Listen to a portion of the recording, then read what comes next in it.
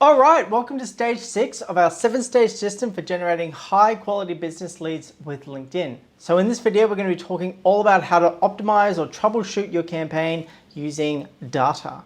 So this video is really going to be for you if you feel like you've hit a bit of a wall and you're not sure how to improve or troubleshoot what's going on. More specifically, we're going to be covering the basic KPIs that you need to keep track of and manage to understand what's going on, and how to identify and troubleshoot constraints or bottlenecks in your current process. Super quick intro for anyone who hasn't seen any of the other videos in this series. My name is Ryan Caswell. I'm the founder here at b2bleads.com, a specialist lead gen agency for business service providers. We've ran thousands of campaigns across LinkedIn and helped hundreds of clients all over the world grow their business with more predictable lead gen systems and processes. So if I was to put down one thing that's really made us successful at what we do over the years, and coming from a background in engineering versus a background in marketing, I would really say it comes down to our ability to react to the data. Now, everyone's going to have a bunch of advice on what works and what doesn't, but ultimately, the only way to see what doesn't work is to try it yourself, see what the data tells you, do more of what does work, and do less of what doesn't. So just having an effective feedback loop is really all you need, and I'm excited to share how we track and have that feedback loop constantly improving what we do, and so you can implement the same in your business today as well. Let's get into it.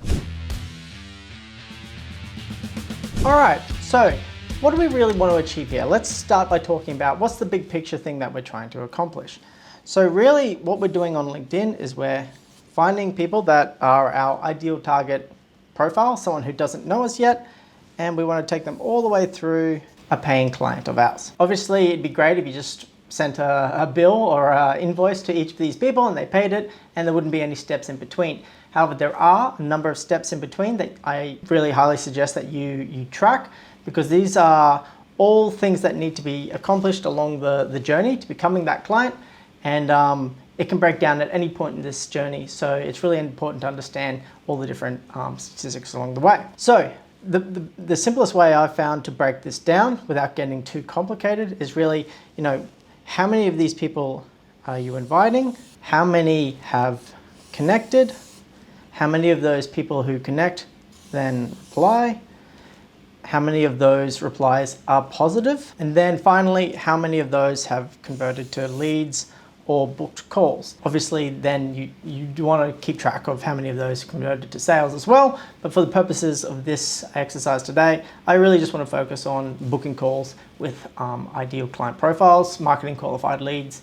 We can talk more about sales in a separate video. So in terms of your actual volume, like I've mentioned previously, if you're using Sales Navigator, and the volumes do change on LinkedIn, but for the most part, it stayed consistent around 40 per working day or around 200 per week. Some people, you need an email address to be able to connect, but you do, for the most part, more or less have about 200 attempts to connect with people per week. And you're going to want to try and max that out so that you can get the most out of your profile each and every week. So in terms of what percentages, and this, you really want to be looking at this in terms of percentages more so than volume. So long as you're getting your invite volume out per week, the only other things that you really need to be concentrating on is your actual percentages versus the volumes. And this is ultimately what we're trying to get, is more booked calls.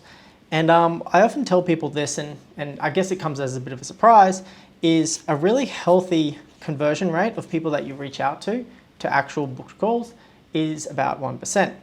So there's a pretty tried and tested statistic in marketing that about 3% of any given market is actually interested in your services at any point in time, problem aware and ready to talk sales and convert into clients. And that rings pretty true here, because a healthy connection rate is about 20 to 30%, meaning that only about a third of those people that you do invite are actually going to see and connect and then get the next message.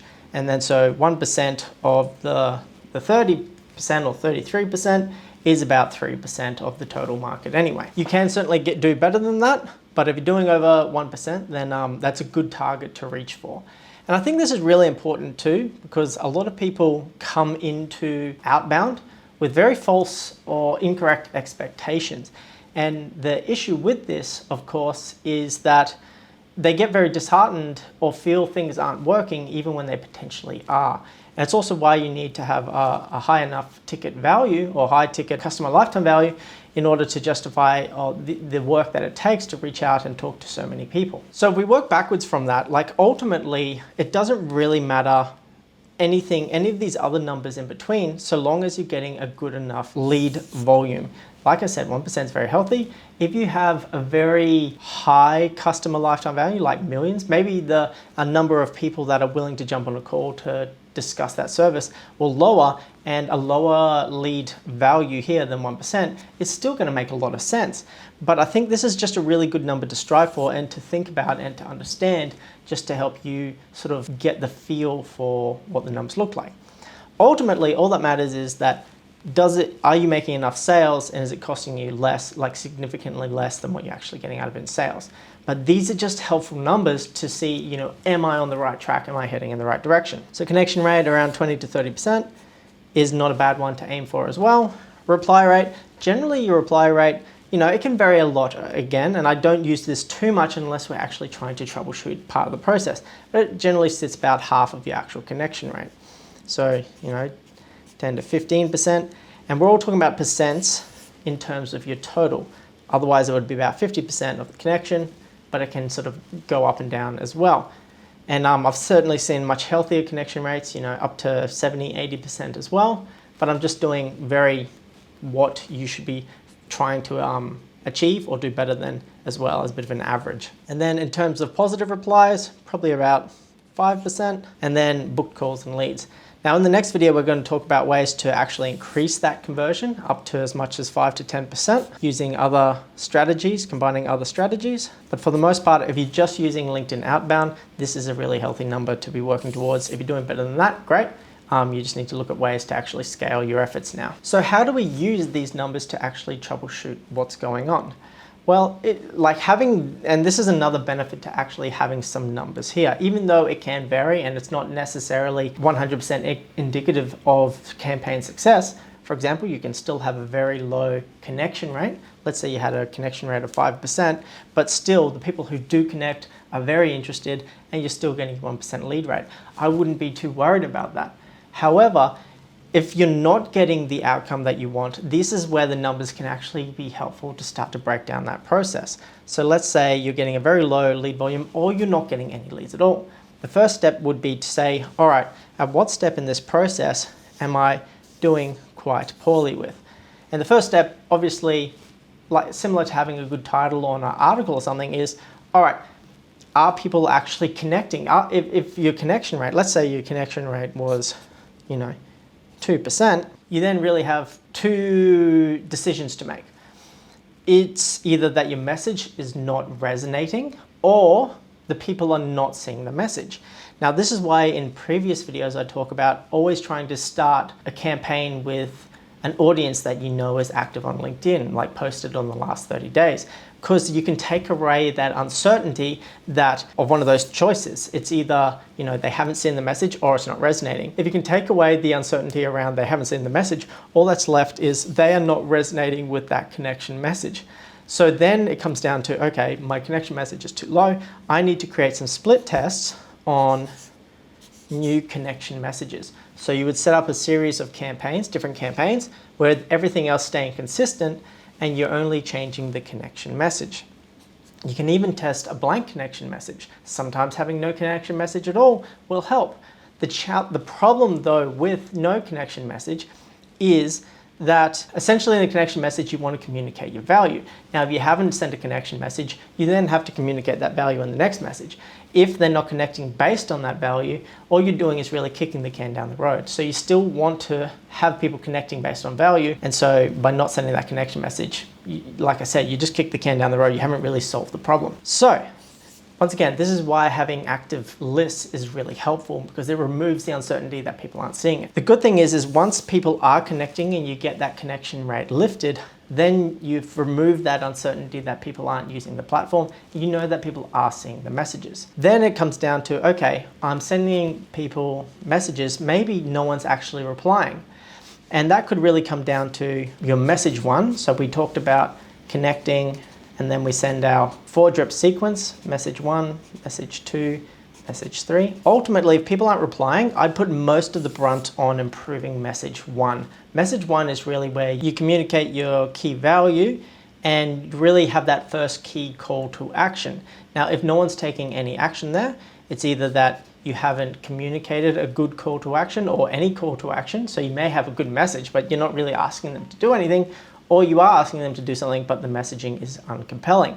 So once you've got your connection rate, then I'd be looking to set up a series of split tests where you keep your connection message consistent now, and you start to test your message 1. You always want to keep everything else consistent, but only change one variable at a time. As soon as you change 2 variables, you're moving outside of the scientific process, and now you're uncertain as to which one has improved the process because you've got 2 variables moving at a time. You always want to have just change 1 variable at a time so you know what effect it had on the overall statistics, that one change.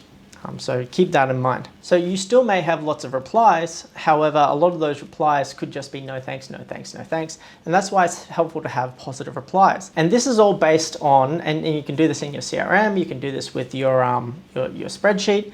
Basically, all the information we talked about in the previous video that gets fed in can be used to create this data here. You just need to look at how many of those connections, replies coming in, and the status can determine whether that's a positive or a negative reply. So anything that's a high priority or a new reply, you could categorize as a positive reply. And anything that's low priority, stop, or any other variation of those, you could say is a negative reply. And so you can use that to help guide you, because you might have 3 different campaigns and no leads in any of them, but one has more positive replies than the other, and then you can use that to guide which direction you want to take your messaging as well. So a lot of times, especially in the beginning, because your volume's so low, you don't have any leads actually coming through yet, and so you need to use these other figures to help guide you. So I guess the one thing I'll say here is, I mean, we've been doing this for years and years and years, and we still get surprised by, like, we will come out with messages that we've seen perform time and time again, but for one person, one company, one specific service, it just doesn't work. And so this is why having a system to actually test this and actually understand what does and doesn't work is so important, because the process here is more important than actually getting the messages. It means that even if you suck at messaging and everything else, eventually you will get good at it if you are able to respond to your data. So I hope you found that helpful. If you'd like to learn more about our services, explore working with us, simply head to b2bleads.com and find a time to chat with me or my team. Otherwise, I'll see you in the next video. All right, I hope you found that useful. As I mentioned at the start, there's a whole ton of other videos in this series. So if you're interested in checking them out, just click on the playlist that should be up on the screen right here.